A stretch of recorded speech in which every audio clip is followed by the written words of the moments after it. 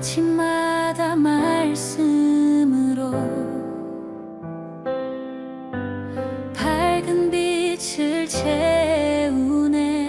오늘 말씀의 흐름을 보면 두 개로 이렇게 비교되는 것을 볼 수 있습니다. 6절까지는 하나님이 나를 아신다는 이야기입니다. 그리고 7절부터 12절까지는 그렇게 나를 아시는 하나님이기 때문에 내가 하나님의 범주를 벗어날 수 없다 하는 그 이야기입니다. 그래서 오늘 본문을 보면 1절부터 6절까지 보면 계속 반복되는 단어가 뭐예요? 아시나이다. 1절에 보면 나를 아시나이다. 또 2절도 보면 아시오니, 3절도 아시오니, 또 4절도 혀의 말을 알지 못하는 것이, 그리고 쭉 나오죠. 그러니까 이 아신다, 누가 나를 아시냐? 하나님이 나를 아신다는 겁니다. 하나님이 나를 아세요. 어떤 것을 아시느냐? 아주 구체적으로 얘기합니다. 뒤에 보면 나의 앉고 일어서는 것, 나의 생각을 아시고 내가 말하기 전에 말하는 것까지 아신다, 이렇게 말씀하시죠. 그러니까 뭐 굉장히 섬세한 부분까지 아신다는 겁니다.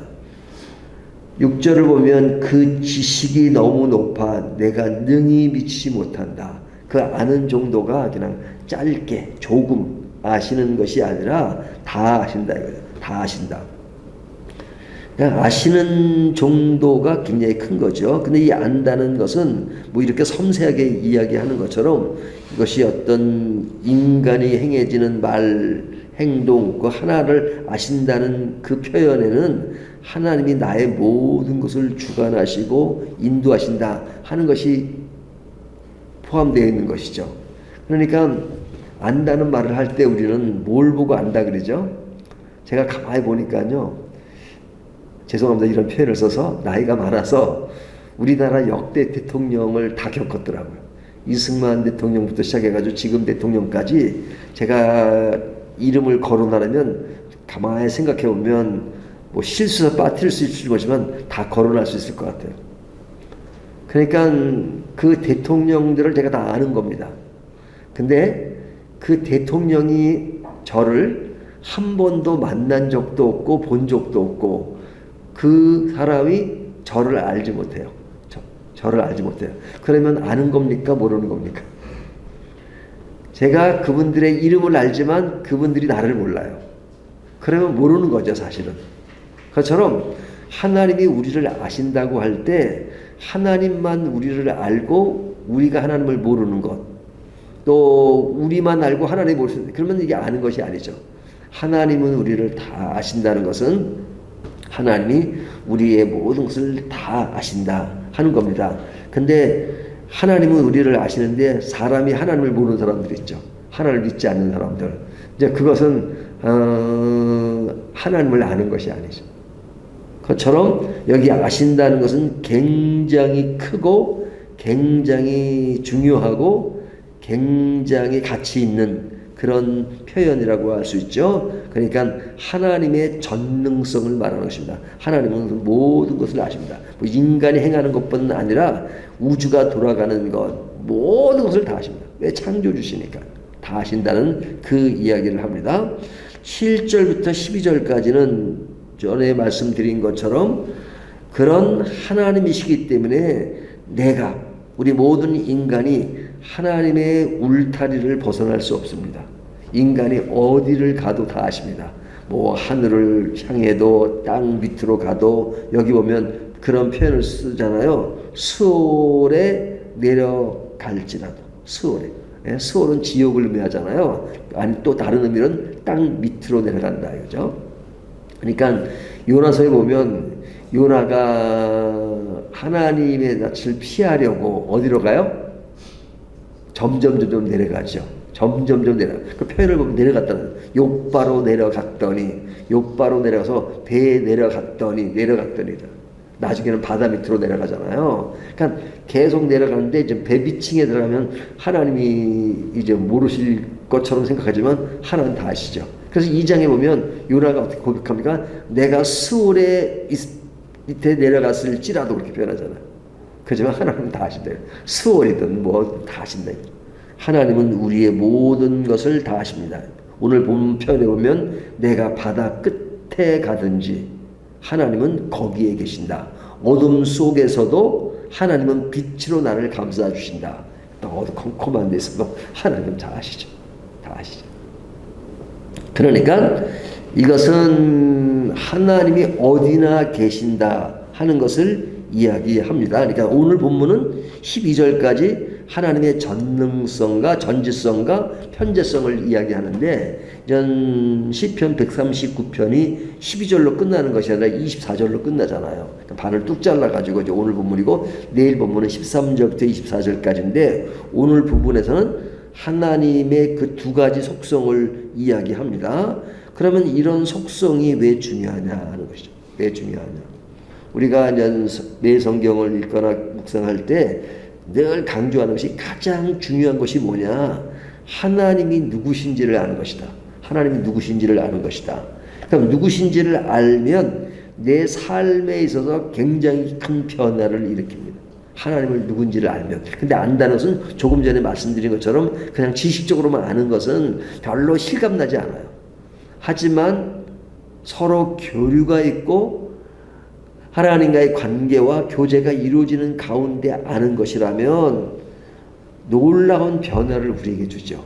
그 놀라운 변화가 뭐냐? 내가 믿는 하나님이 어떤 분이냐? 전능하시고 그 다음에 어디나 계셔서 나를 아시는 분, 내가 그 영역에서 벗어날 수 없다는 걸 알면 굉장한 삶의 변화를 우리에게 주죠. 어떤 변화가 있느냐?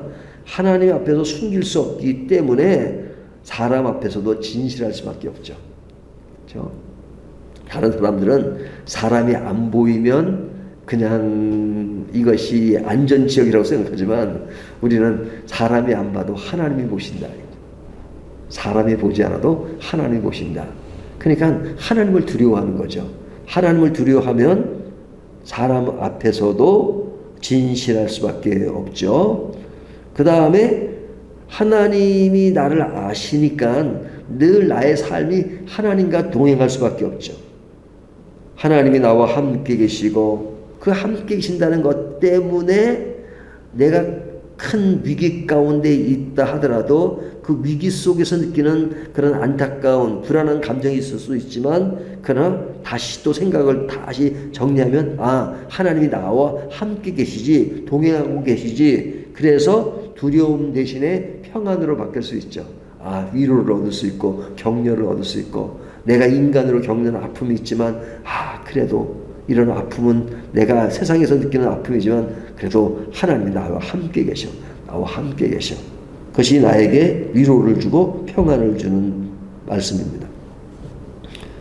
그 다음에 하나님이 나를 아신다는 것은 내가 존귀한 존재라는 것을 알게 되는 거죠. 하나님이 나를 아신다는 게 얼마나 큰 겁니까?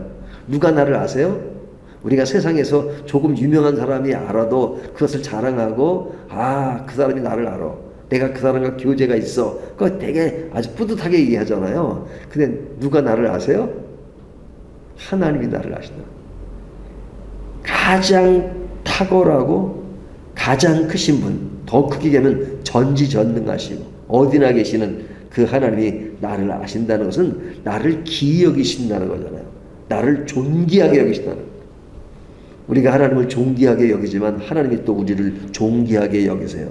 그러니까 그것을 깨닫는 순간 내 자신은 굉장히 큰 존재다. 교만한 차원에서 큰 존재가 아니라 하나님이 나를 아신다는 것. 그러니까 누가 나를 무시하면 어떻게 생각해요? 너는 나를 무시해도 하나님은 나를 존귀하게 여기신다. 하나님을 인식하니까 그냥 사람들이 뭐 하라고 해도 그냥 그 속에서의 그런 자신감 그런 것이 있을 수 있죠. 그러니까 하나님을 믿는 사람은 순종하는 삶을 삽니다. 왜? 하나님의 울타리 안에서 보호하심을 알기 때문에 늘 그 뜻에 순종하고 살죠. 이것이 하나님이 누구신지를 알 때 나타나는 믿음의 사람들의 표현입니다. 반응입니다. 그러니까 굉장히 중요합니다. 그러니까 이 이야기는 두 개로 비교해 보면 하나님을 믿는 삶과 인간 중심의 삶의 그런 다른 모습을 보여주는 것이죠. 하나님을 믿는 사람은 하나님이 나를 아시고 붙드신다는 확신 속에서 살아가기 때문에 삶의 기준이 하나님의 뜻과 하나님의 말씀입니다. 근데 인간 중심에 사는 사람은 뭐예요? 모든 것을 스스로가 통제하고 스스로가 판단하고 스스로가 결정하고 스스로가 확신하고 그러다 보면 인간의 한계를 늘 알게 되고 부족함을 느끼게 되잖아요. 자기의 의지와 욕망이 기준이 될 때 그 한계를 느끼게 된다고요. 그래서 결과적으로는 뭐냐? 인간을 의지하는 사람은 항상 결론이 뭐냐? 불안함, 공허함으로 끝납니다. 불안함, 공허함. 그래서 솔로몬도 인간적인 입장에서 표현할 때 뭐라고 얘기했어요? 그 모든 것을 다 가진 사람이 헛되고 헛되니 헛되어서 헛되도다. 예, 인간이 중심으로 살펴보는 모든 인간의 결말은 헛됩니다. 공허합니다. 불안합니다. 초조합니다. 하지만 인생의 결말을 하나님으로 시작해서 하나님으로 끝난다면 나는 부족하지만 부족한 나를 기이 여기시는 하나님이 나를 책임져 주시고 나를 자녀로 삼아 주시니까 그래서 얻는 결과가 뭐냐? 평안, 샬롬, 그리고 기쁨, 그리고 불안한 인생의 그런 부분이 있지만 그런 데서 다시 일어나서 하나님의 위로를 받고 사는 겁니다.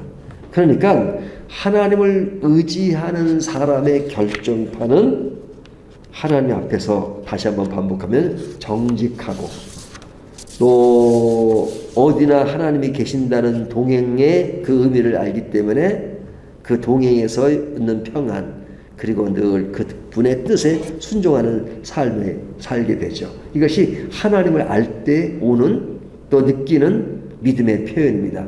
그래서 오늘 시편의 기자는 어떻게 표현하고 있죠? 1절을 보면 여호와여 주께서 나를 살펴보셨으므로 나를 아시나이다. 하나님이 나를 늘 살피신다는 것. 또 10절을 보면 거기서도 주의 손이 나를 인도하시며 주의 손이 나를 붙드시로다. 주의 손이 나를 인도하고 나를 붙드신다. 12절을 보면 주께서는 흑암에 숨기지 못하며 밤이 낮과 같이 비추이나니 주에게는 흑암과 빛이 같음이니라. 흑암과 빛이 같음이라. 어둠이 나를 가릴지라도 주께서 나를 빛으로 딱 비치시니까 그냥 흑암 속에 있다 하더라도 빛과 같다 이거죠. 그러니까 이것이 얼마나 우리에게 행복한 것입니다. 우리가 믿음의 사람으로 산다는 것은 뭐냐? 한마디로 다시 결론 내면 하나님이 누구신지 진심으로 마음으로 아는 것입니다. 그래서 나타난 결과는 너무나도 놀라운 것이죠. 오늘 말씀을 통해서 나는 신앙생활을 하면서 하나님을 얼마나 잘 알고 살아가고 있는가, 그것을 알 때 우리에게 이러한 놀라운 일이 일어날 수 있다 하는 것을 다시 한번 생각하시면서 오늘도 하나님의 알을 더 깊이 알아가는 저와 여러분이 되시기를 주님의 이름으로 축원합니다.